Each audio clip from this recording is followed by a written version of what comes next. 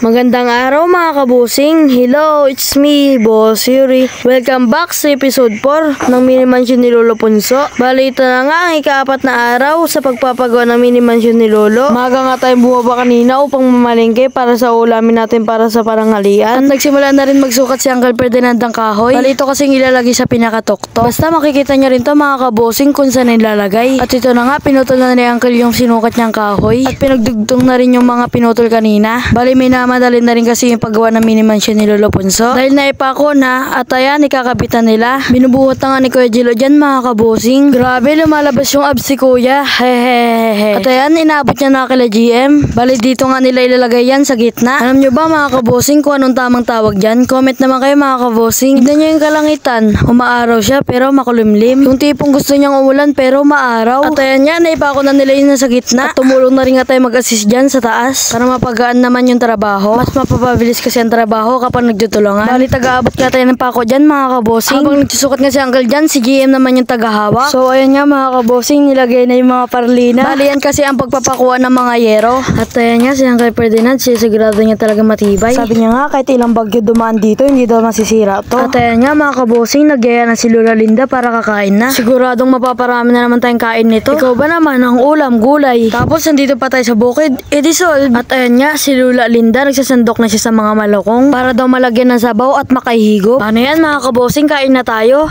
At ayan nga yung mga aso nag-aagawan. Sino ba naman ang hindi mag-aagawan? Eh ang ulam labong na may saluyot. At ayan nga nakatulog tayo sa sobrang busog. Hehehe. At ayan nga mga kabosing, pagkatapos natin kumain, dumiretso kagad tayo dito sa Mini Mansion ni Lolo Punso. Dating gawin pa rin tayo, doon pa rin sa taas. Ngayon naman, ang ginagawa naman nila dyan sa taas, magpako ng mga kahoy para sa mga pagkabitan ng mga yero. At ayan nga, todo alalay si GM dyan. Baka daw kasi malaglag yung kahoy na pinapakuan nila. Kasi nga hindi pa nakapako ng gusto. Kaya naninigurado lang siya para maiwasan na aksidente. At ayun na nga yung palibot ng Mini Mansion ni Lolo Punso. Kahit wala pang bubong yan, pero ang ganda tignan. Syempre excited na rin tayo sa kakalabasan nito. Kayo ba, excited na rin ba kayo? Comment nyo naman. Hehe. At ayun nga, pinako na nila yung parang triangle. At ayun nga, doon na sila nagputol sa taas ng kahoy para daw hindi na mag-akyat baba ng kahoy mga kabosing. Buti nga si GM kaya niyang tiisin yung init. Pansin nyo ba kanina makulimlim pero ngayon ang ganda ng kalangitan. Iba-iba talagang panahon ngayon kaya maraming nagkakasakit. Nandiyan na yung magkakaroon ka ng sipon at tubo mga kabosing. Kaya ang mahalaga sa panahon ngayon, mag-ingat tayo. Mahal kaya magkasakit. Hehehe. At ayan nga, pinuputol na nila Uncle Ferdinand yung mga sumubrang poste. Lalagyan na kasi ng mga parlina. At ayan nga, si Kuya Jilo, sit back at relax lang. Siya kasi ang taga-abot ng mga kailangan nila sa taas. Pangit naman kung sila pa ang kukuha sa baba. Diba ang pagod naman yun mga kabosing? Paano yan mga kabosing? Hanggang dito na lang. O baka hindi ka pa nakapollow, follow ka na. Share mo na rin para mapanood ng iba. Thank you Lord, safe kami lagi. Kita-kits ulit tayo sa next episode. Dito lang sa Mini Mansion ni Lolo Punso. Salamat, bye!